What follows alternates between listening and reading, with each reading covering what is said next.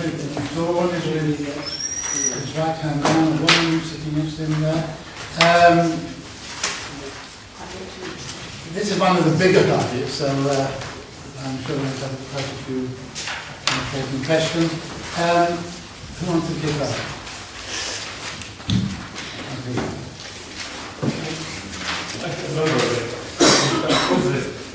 The general scheme is just a concern in relation to, and obviously these two hit frontline services. This is not these are very much frontline services.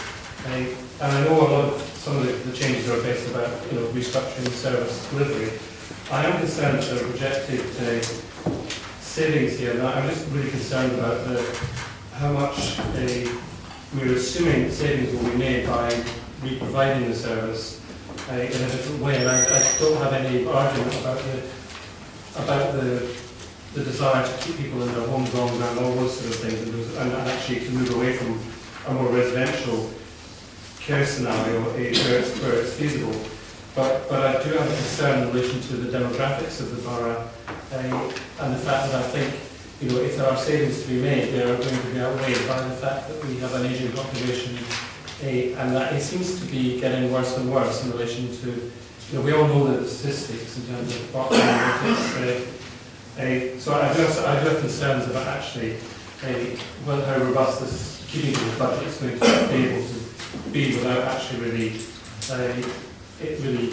hurting. And I have a couple of other questions. No, that's a fair question. I mean, you've noticed on page 49 the pressure.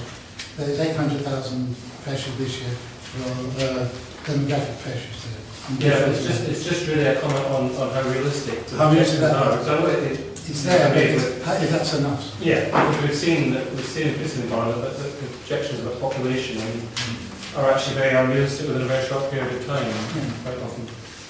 And it's also the ageing population, and the fact that older people are often, and I'm going to be one of them, not in as good health actually sometimes as the more robust war generation was, and Councillor Marshall in terms of sort of and there is some evidence that actually people are going into old age in worse health as well. It's a fair question. Okay. How robust is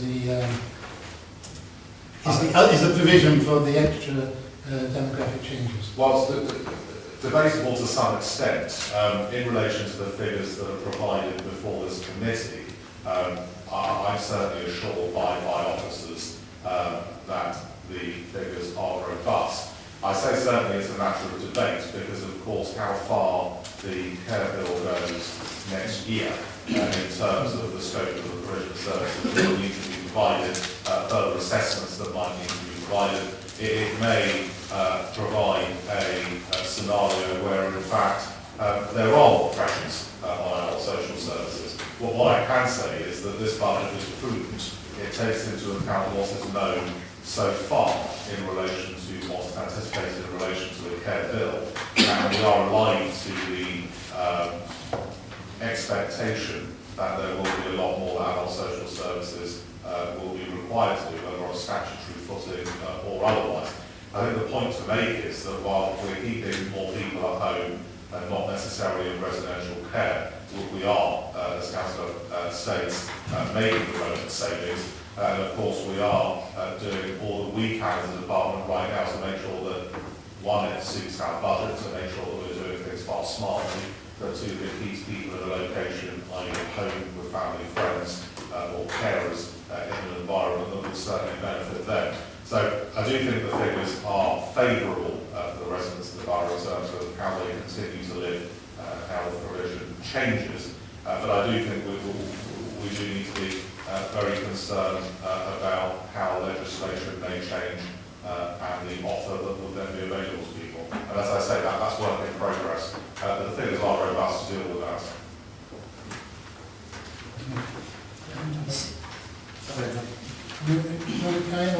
I have a second question. Okay, you'll get me to then we come back to you. So polite, both of you. Councillor Husband, all right.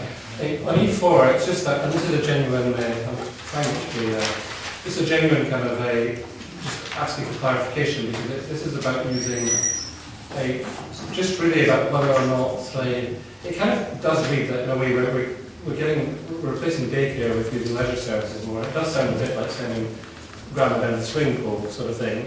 I know that's a kind of, I'm genuinely interested in how you see that working. It does sound like, I'm nothing against the in principle, but it does, I would quite like some detail on that, because it does, I'd like to know how realistic that is going to be in terms of the saving.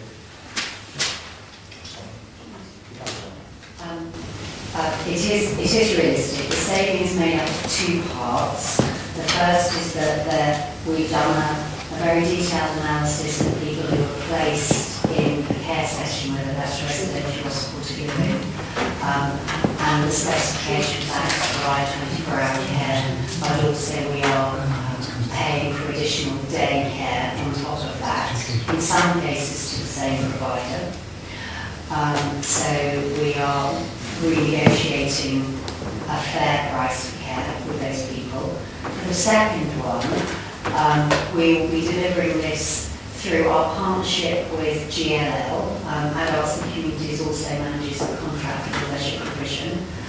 We've been doing a lot of work with them over the course of this year on how they reach out and more inclusive for disabled people. For example, they now have very good links with Barnet Men Camp.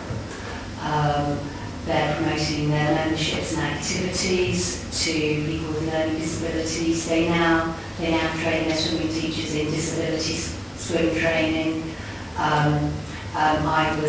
got an idea that they could do 2 days of generational dancing.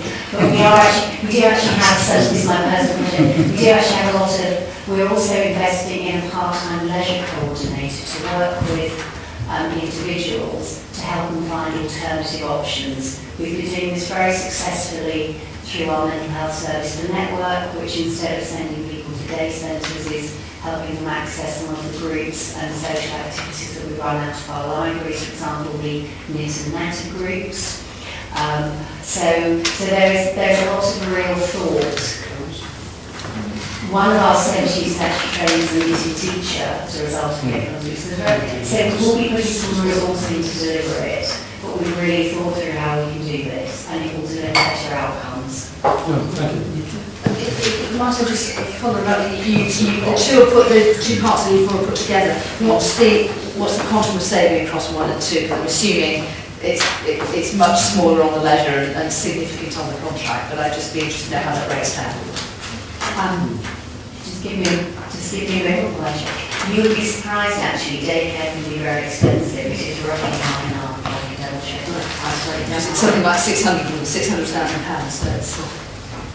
My question was going to be the same as Councillor Houston's about the leisure services.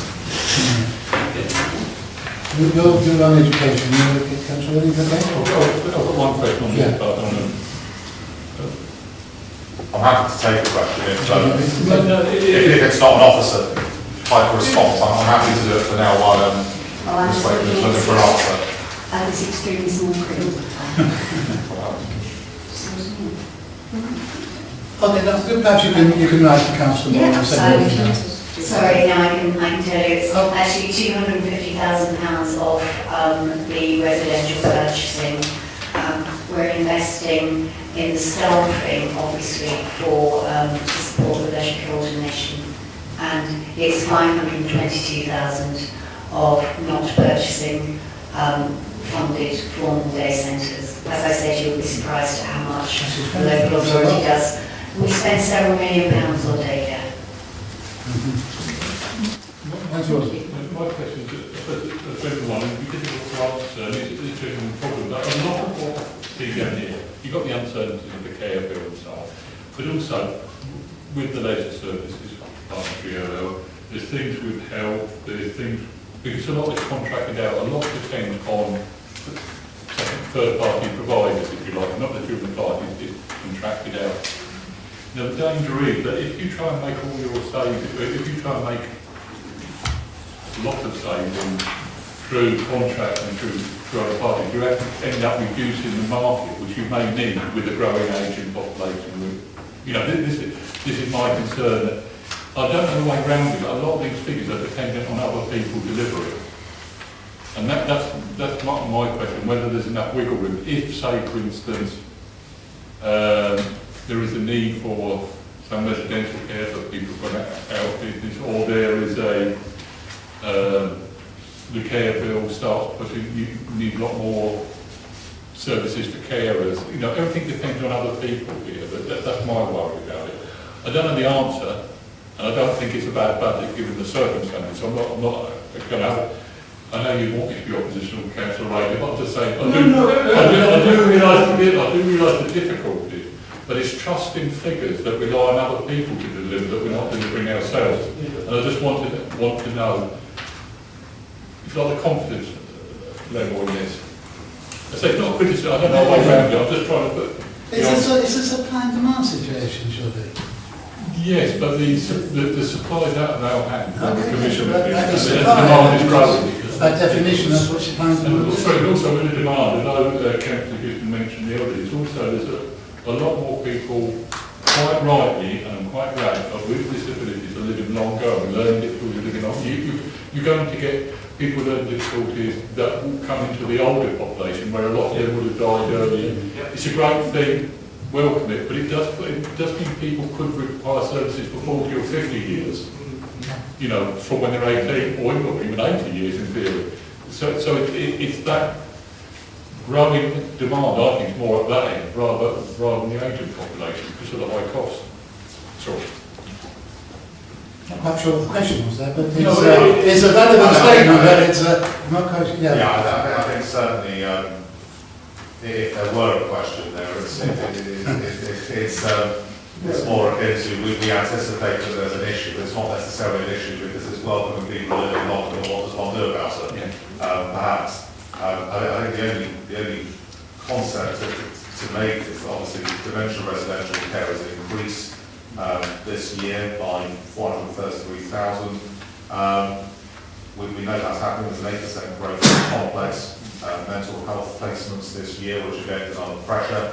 And again, these are really people at the upper end, so to speak, that are living longer and are experiencing some of these things. I think taking into context the care bill as well, if we talk about the other end of the spectrum with younger people coming into adulthood with such disabilities as well. Two issues there. The first issue would be, of course, that they would live longer. And I use the word issue in inverted commas because, like you, I think it's good that people are living longer. We're certainly doing something right, or they're doing something right, perhaps, or a combination of both. But I think in relation to the care bill specifically, there will be most likely the added elements of pressure insofar as those people won't have to make a contribution up to the threshold.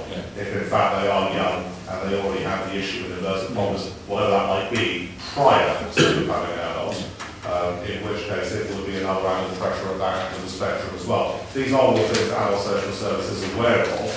As you say, I think the budget can only anticipate what's likely to come forward at any given time. I think given the nature of our social services, leaving politics aside, whichever party was in power, there is a statutory duty, of course, to provide the service.